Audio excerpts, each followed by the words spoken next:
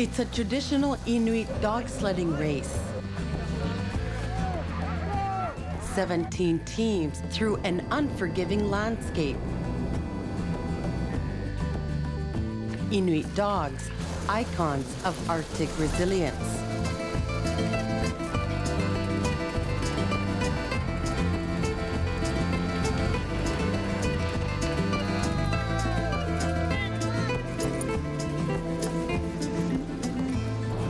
Adventure and Inuit traditions all in one. This is the Nunavut Quest.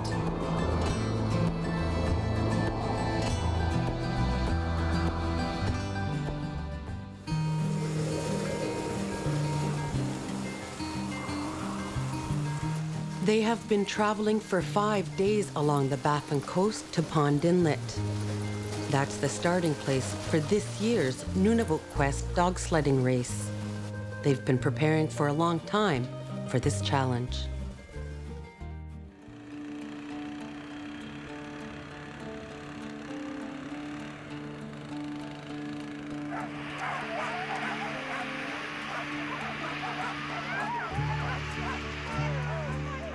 In the world of Inuit and dogs, much has changed, but some things stay the same. April marks the beginning of the traditional traveling season in the Arctic, and dog teams are arriving from all directions.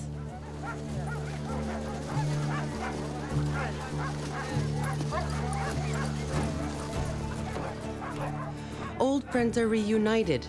There's much to talk about, mainly the big event that's brought them here. The Nunavut Quest is a marathon dog sledding race where friends are rivals and rivals become friends. They have traveled far to get here, families on 4 legs and 2. Many have yet to arrive. There are blizzards to the west. The Nunavut Quest preserves Inuit traditions. Elders come along for the trip to share their knowledge of the land.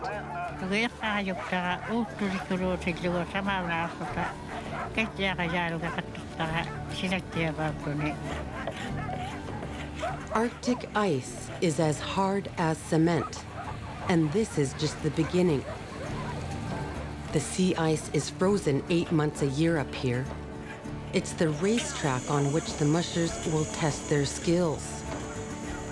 But beyond those mountains, nature has wrought havoc with the ice. Strange weather has swept across the Arctic this winter, and no one is certain about what lies ahead.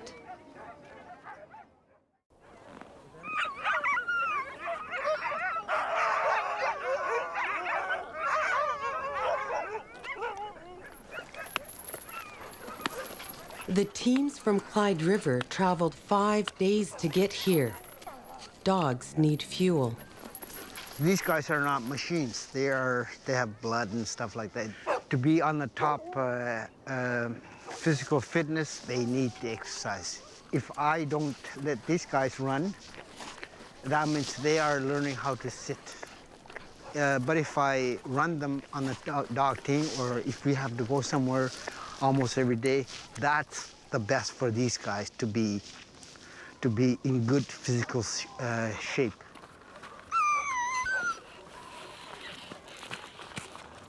That dog just said, "Give me more." That's when 2 dogs are tied up together. One is the boss, and the other one is not. So I kind of spread the meat around so that it's not all in one place, so that both dogs will eat what they can, because this guy is the boss and she isn't. When I tie up the dogs, there's one male and there's 1 female, so that they don't fight very much. If I had 2 male together or 2 female together, they will fight more.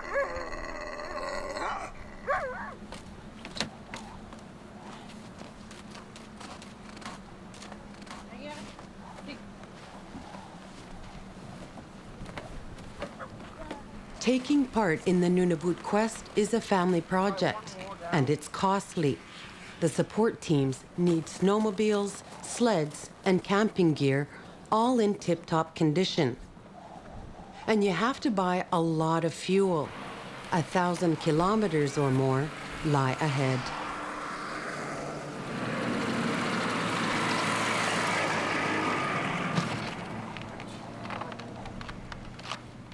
There are rules about what a musher must carry. This is for Nunavut Quest, and I'll start over here.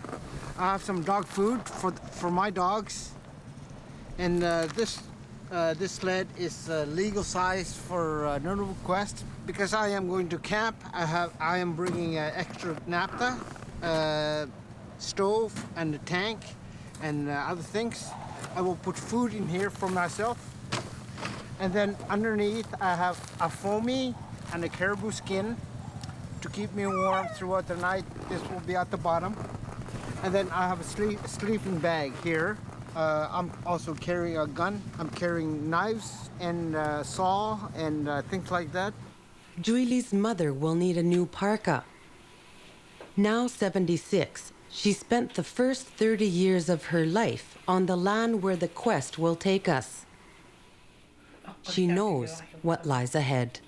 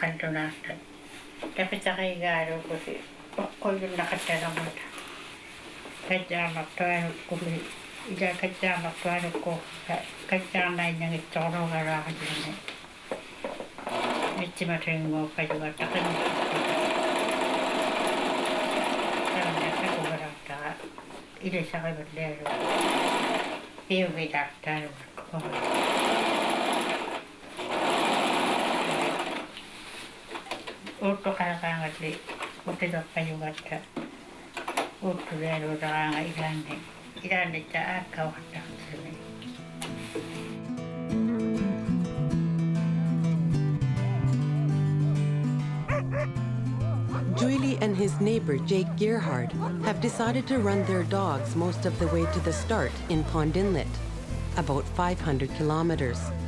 Their dogs need exercise.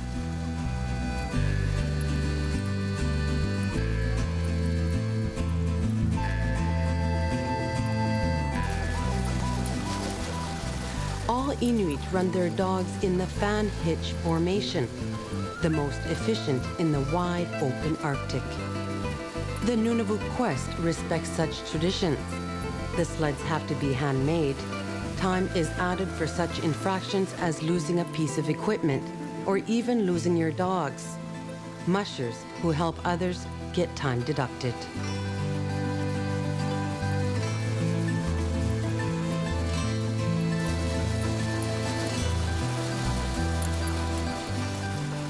The land looks empty, but Jake and Joelie are not alone.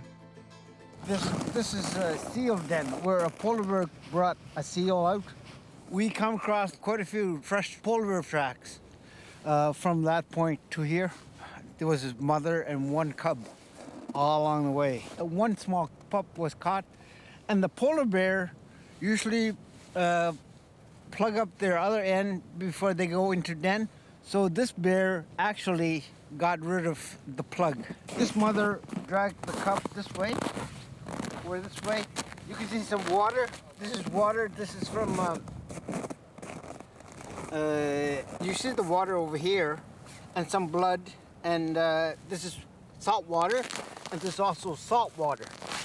So the mother pulled the cub this way and ate it right where the dog is. Right over there. That's where seal pup was eaten. Dogs like this, the Inuit dogs, they know their surroundings. So they are listening. They are smelling things. They have smelled some polar bear tracks. They are more aware of their environment. But they do have a heightened sense of like a prey drive, and so that's why if other dogs are around, or even if like a raven flies by, or if they hear something that they think might be prey, they get excited and they'll run faster. you can give a command, and then pretty soon they get used to that. And so the problem with Joelie and I is that I use his command, which is oot, oot, to get them to run. And so when I'm trying to pass him and I say oot, oot, his dogs run also. So I can't pass. Yeah, I think it's more of a competition between dogs. Yeah. You know, if your dogs come closer to my dogs will start to run.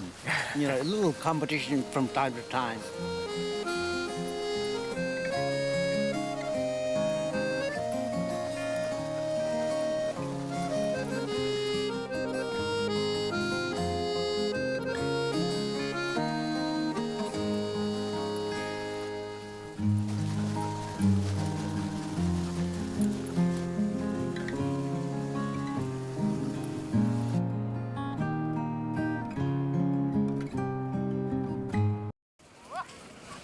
Two days into the trip, other mushers and the support teams from Clyde River catch up.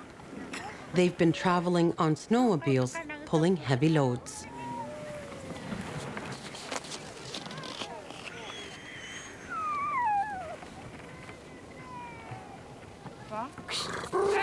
Now it's time for the support teams to warm up.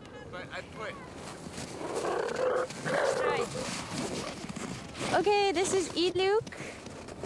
That's Inuktitut for slingshot. This is Kiva, means cracker or biscuit. This is General. She's a runt. She's very, very small, but she tries hard. This is Diesel. Diesel's a good puller. This is Axe. Axwalu. It's like a giver. In Inuktitut, go hard, Axwalu, call him Axe. And Inuktitut, there are two lead dogs. Axe is our lead dog, Inuktitut is our second lead dog. This is Dumbo, because he has big ears, and Poe, they're brothers. And these are the twins.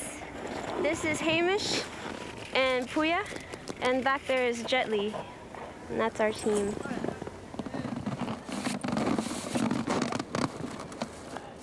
Inuit sled dogs are not pets. But what dog will not lean back for a special afternoon manicure?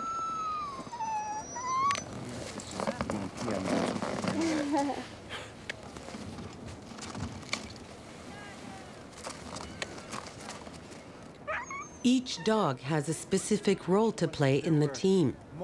Matching them and keeping harmony in the ranks can be tricky. That's why, where's Axe?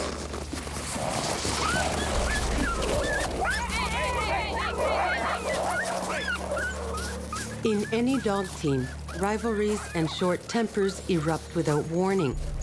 Sherry and Jake will need to keep a close eye on their team.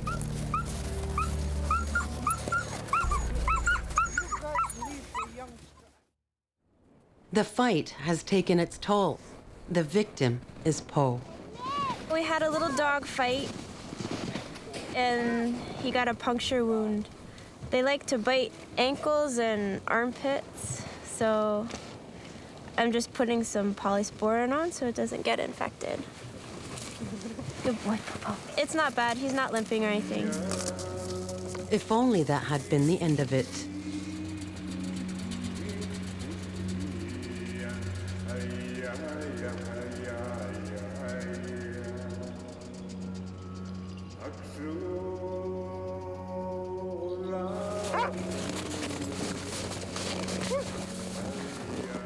They're halfway to Pond Inlet. Time to speed up. The snowmobiles will do most of the work from here on until the last day.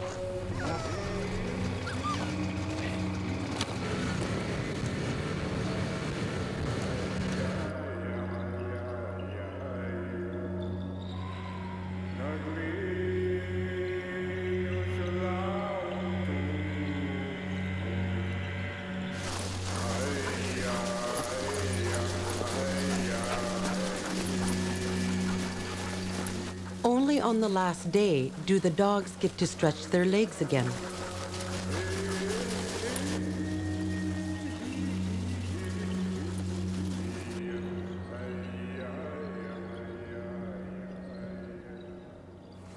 We are now at Quete Pond Inlet, and the Nunavut Quest will start from here. So here we are, ready to begin. Our team kind of exploded a little bit.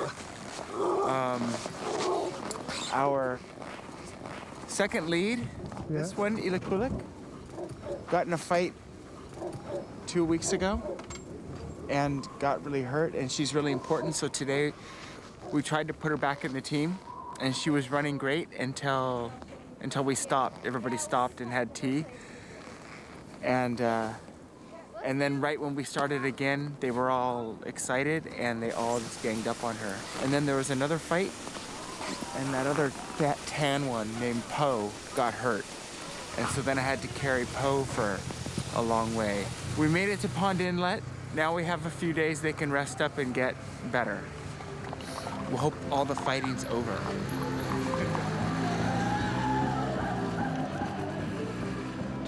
The quest must be celebrated. Old and young turn out at the Pond Inlet Community Hall.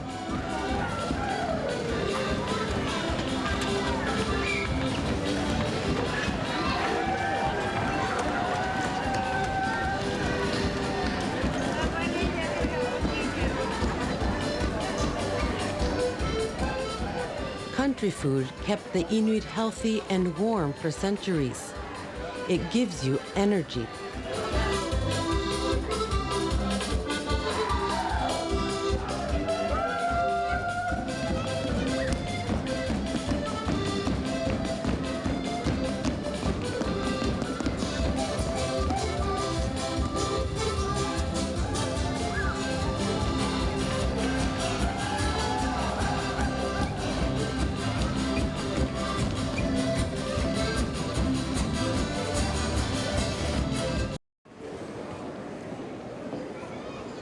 The final act is to draw start numbers.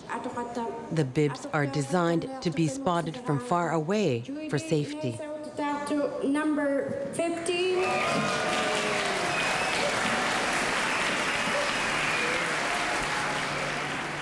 For the next 10 days, numbers will be more important than names.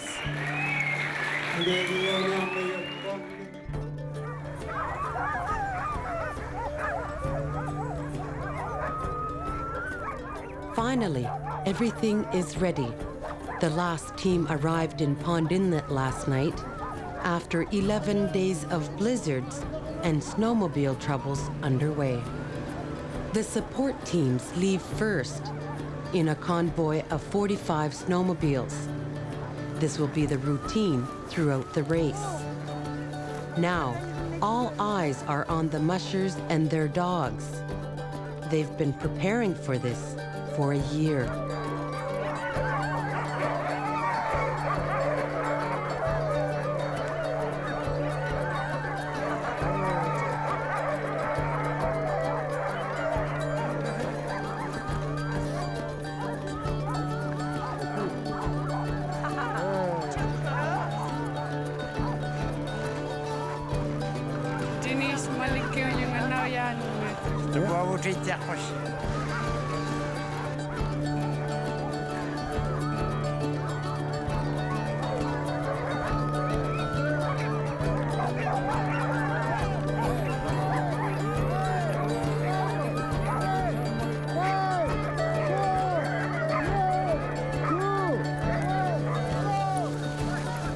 One hour after the support teams leave, each racing team departs in 1-minute intervals.